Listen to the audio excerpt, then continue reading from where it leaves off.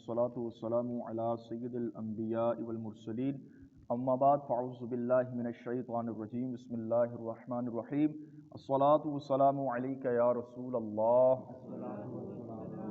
व अला आलिका व अस्हाबिका या हबीब अल्लाह। आज इंशाअल्लाह हम सूरह आराफ की आयत नंबर 187 का तर्जुमा तफसीर पढ़ने सुनने की सआदत हासिल करेंगे।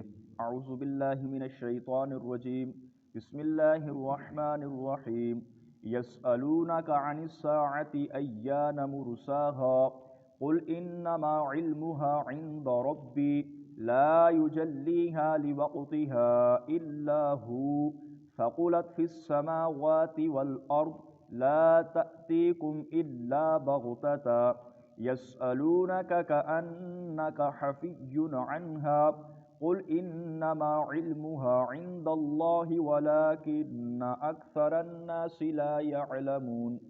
तर्जमा कंजुल इरफान आपसे क़यामत के मुताल्लिक़ सवाल करते हैं कि उसके कायम होने का वक्त कब है।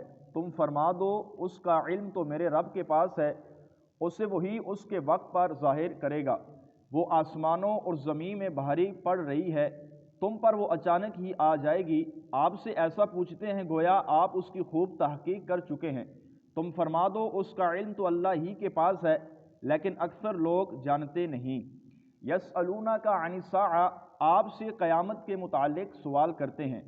इस आयत करीमा का शान नज़ूल ये है कि हज़रत अब्दुल्लाह बिन अब्बास रज़ी अल्लाह ताला अन्हुमा से मरवी है, यहूदियों ने नबी पाक सल्लल्लाहु ताला अलैहि वसल्लम से कहा था कि अगर आप नबी हैं तो हमें बताएं कि क़यामत कब कायम की जाएगी।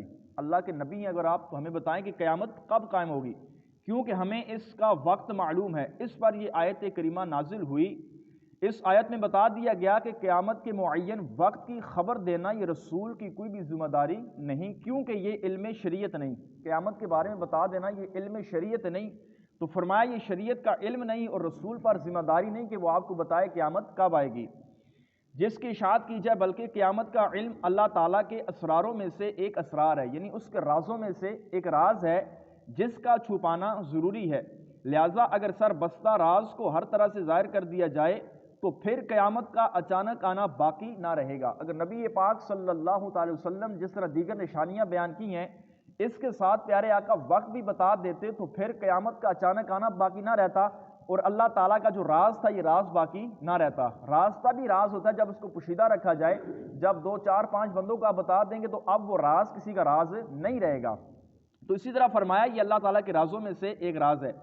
हालांकि इसी आयत में इसकी तसरीह है ला तअतीकुम इल्ला बगतता, कि तुम पर वो अचानक ही आ जाएगी। अवाम से क़यामत का इल्म मख्फी यानी छुपाए रखने की वजह जो है इसके मुतालिक उलमा फरमाते हैं बंदे से क़यामत का इल्म और उसके वकूअ का वक्त मख्फी रखने का सबब यह है कि लोग क़यामत से पहले खौफज़दा रहें और डरते रहें, क्योंकि जब उन्हें इल्म नहीं होगा कि क़यामत कब आएगी किस वक्त आएगी तो वो बहुत ज़्यादा डरते रहेंगे। और अगर उन्हें इसका इल्म हो जाए तो लोग फिर इन लोगों के दिलों से इसका डर निकल जाएगा, चूँकि उनको पता चल जाएगा कि फ़लाँ सदी के अंदर फ़लाँ सन में क़यामत का आना है, अभी तो बहुत दिन पड़े हैं, बाद में नेकियां कर लेंगे। तो फरमाया इस तरह आवाम के दिलों से उसका खौफ निकल जाएगा। एक मख्फी रखने का सबब इसको ये भी है कि लोगों के दिलों में डर रहे और वो गुनाहों से बचते रहें। नबी पाक सल्लल्लाहु अलैहि वसल्लम को भी क़यामत का इल्म अल्लाह ताला ने अता किया है, जैसा कि 8 हदीस मुबारक मुफस्सिर ने यहाँ लिखी हैं। हज़रत अनस बिन मालिक रज़ी अल्लाह तआला अन्हु से रवायत है, नबी पाक सल्लल्लाहु अलैहि वसल्लम ने इरशाद फरमाया क़यामत उस वक्त तक कायम ना होगी हत्ता कि ज़माना जल्द जल्द गुजरने लगे, यानी वक्त जो है ये बहुत तेज़ी के साथ गुजरेगा। फरमाया साल एक महीने की तरह गुजरेगा और महीना एक हफ्ते की तरह गुजरेगा और हफ्ता एक दिन की तरह और दिन एक घंटे की तरह गुजरेगा और एक घंटा आग की चिंगारी की तरह गुजर जाएगा। माचिस को आप जलाएं तो चिंगारी से निकलती है। फरमाया इस तरह एक घंटा गुजरेगा और साल ऐसे गुजरेगा जैसे एक महीना गुजरता है। अभी आप देखें रमज़ान गया है, आप 2 माह रहेंगे फिर रमज़ान आने वाला है। तो इसी तरह ये वो वक्त है कि जिसके अंदर वक्त का पता ही नहीं चलता, साल महीनों की तरह गुजर रहा है, महीना हफ्ते की तरह, हफ्ता घंटों की तरह, घंटे जो उस सेकंडों की तरह गुजर रहे हैं। ये वो वक्त है जिसके बारे में नबी पाक सल्लल्लाहु अलैहि वसल्लम ने बताया। फिर आप अलैहिस्सलाम ने इसी तरह इरशाद फरमाया क़यामत की अलामतों में से एक अलामत यह है कि अहले मस्जिद इमामत करने के लिए एक दूसरे से कहेंगे اور انہیں نماز پڑھانے کے لیے کوئی امام نہ ملے گا۔ آج یہ مسئلہ بہت ضروری ہے، مسجد کے اندر اگر امام صاحب نماز کے لیے نہ ہو تو مقتدیوں کو وقتہ پڑ جاتا ہے، اب نماز کون پڑھائے گا؟ تو فرمایا یہ قیامت کی نشانیوں میں سے ایک نشانی ہے کہ اہل مسجد امامت کرنے کے لیے ایک دوسرے سے کہیں گے، ایک دوسرے سے کہے گا تم آگے ہو کے پڑھاؤ، دوسرا دوسرے کو کہتا ہے تم آگے ہو کر پڑھاؤ۔ تو فرمایا انہیں امامت یعنی نماز پڑھنے کے لیے کوئی امام نہ ملے گا۔ تو یہ بھی قیامت کی نشانیوں میں سے ایک نشانی ہے کہ لوگوں کو نماز پڑھانے کے لیے کوئی نہ ملے گا۔ اس کی بھی بہت کمی آتی چلی جا رہی ہے۔ کسی علاقے میں سے ہری پور میں آپ دیکھ لیں تو پورے ہری پور میں سے شاید 50 بھی علماء نہ ہوں، کم علماء، حفاظ بہت زیادہ ہے جن کے پاس چونکہ علم نہیں ہوتا، ہم نے ان کو بھی امامت کے لیے رکھا ہوتا ہے، ان کو نماز کے حقیقی مسائل نہیں آ رہے ہوتے۔ تو فرمایا کہ وقت بھی ایسا آ جائے گا کہ لوگوں کو نماز پڑھانے کے لیے کوئی نہیں ملے گا۔ اسی طرح حضرت انس بن مالک فرماتے ہیں نبی پاک صلی اللہ تعالی وسلم نے ارشاد فرمایا قیامت کی علامتوں میں سے ایک علامت یہ ہے کہ علم اٹھا لیا جائے گا اور جہالت کا ظہور ہوگا۔ علم سے مراد یہ ہے کہ علماء کو اٹھا لیا جائے گا اور جہالت کا کیا ہوگا؟ ظہور ہوگا۔ زنا عام ہوگا، شراب پی جائے گی، مرد کم ہوں گے اور عورتیں زیادہ ہوں گی، حتیٰ کہ 50 عورتوں کا کفیل ایک ہی مرد ہوگا۔ اب امیر رسول فرماتے ہیں کہ اس دور میں ایک بڑی وجہ لوگوں کے گھروں میں رشتوں کی نہ آنے کی وجہ ہے کہ لوگوں کے گھروں میں بیٹیاں بعض اوقات بیٹھی رہتی ہیں، رشتے نہیں آتے۔ اس کی وجہ یہ ہے کہ اس وقت عورتیں بہت زیادہ پیدا ہو رہی ہیں اور مرد کم پیدا ہو رہے ہیں، تو رشتے عورتیں زیادہ ہیں، مرد کم ہیں، اس وجہ سے بسا اوقات لوگوں کے گھروں میں ان کی بیٹیاں بیٹھی رہتی ہیں۔ ایک گھر کے اندر پھر 5 عورتیں پیدا ہوتی ہیں، اس کے ساتھ 2 ہی مرد پیدا ہوتے ہیں، ایک بچہ پیدا ہوگا تو 5 عورتیں اس کے ساتھ لڑکیاں بچیاں پیدا ہو جائیں گی۔ تو فرمایا ایسا وقت بھی آئے گا کہ ایک مرد 50 عورتوں کی کفالت کرے گا، زیر سایہ اس کی 50 عورتیں ہوں گی۔ اسی طرح علی المرتضیٰ فرماتے ہیں نبی پاک صلی اللہ تعالی وسلم نے ارشاد فرمایا جب میری امت 15 کاموں کو کرے گی تو اس وقت مصائب کا یعنی مشکلاتوں مصیبتوں کا آنا ان پر حلال ہو جائے گا۔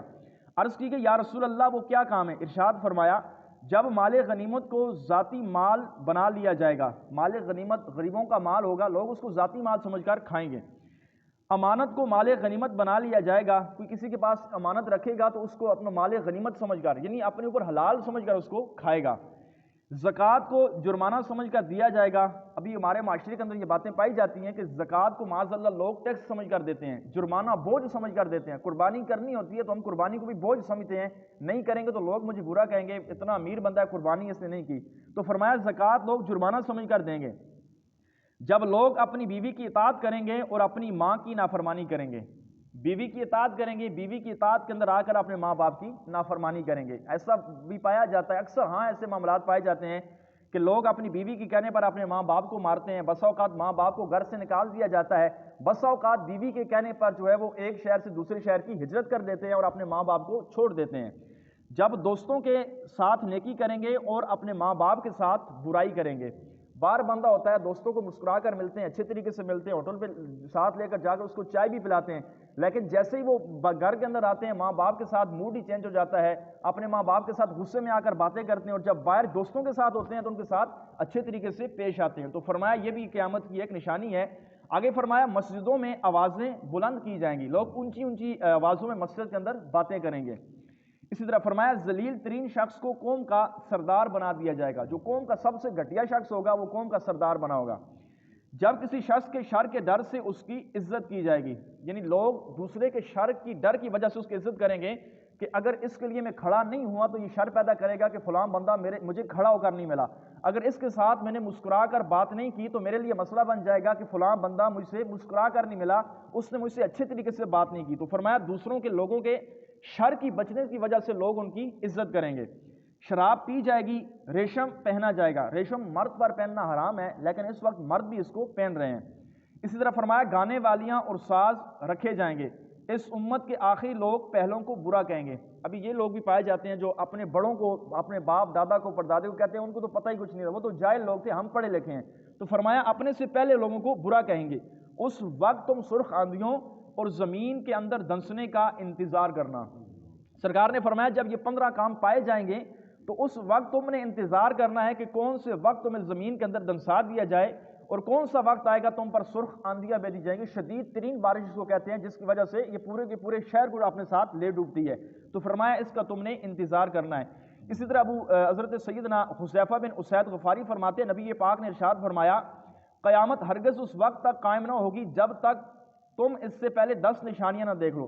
پھر آپ نے فرمایا دجال، دعوت الارض، سورج کا مغرب سے طلوع ہونا، حضرت عیسیٰ بن مریم کا نزول، یاجوج ماجوج، اور 3 مرتبہ زمین میں دسنے کا آپ علیہ السلام نے ذکر فرمایا۔ ایک مرتبہ مشرق میں، یعنی مشرق کے اندر جو لوگ رہتے ہیں، فرمایا یہ زمین میں دنسائے جائیں گے۔ ایک مرتبہ مغرب میں، مغرب کی سائڈ پہ جو رہنے والے لوگ ہیں یہ زمین میں دنسائے جائیں گے، اور ایک مرتبہ جزیرہ عرب کے اندر جو لوگ رہتے ہیں ان کو زمین کے اندر دسایا جائے گا۔ ان سب کے آخر میں ایک آگ ظاہر ہوگی جو لوگوں کو محشر کی طرف لے جائے گی۔ یاجوج ماجوج نکلیں گے، دعوت الارض ہوگا، دجال نکلے گا جو لوگوں کے ایمان کو برباد کرے گا۔ تو فرمایا یہ 10 نشانیاں جب پوری ہو جائیں گی پھر قیامت آ جائے گی۔ اسی طرح حضرت ابن عباس سے روایت ہے، فرماتے ہیں کہ ایک طویل روایت کے آخر میں ہے کہ قیامت یوم عاشورہ یعنی 10 محرم الحرام کو آئے گی۔ اسی طرح ابو ہریرہ فرماتے ہیں نبی پاک علیہ السلام نے ارشاد فرمایا سب سے بہتر دن جس میں سورج طلوع ہوتا ہے وہ جمعے کا دن ہے۔ جمعے کا دن سب سے بہترین دن ہے، تمام دنوں کا سردار ہے۔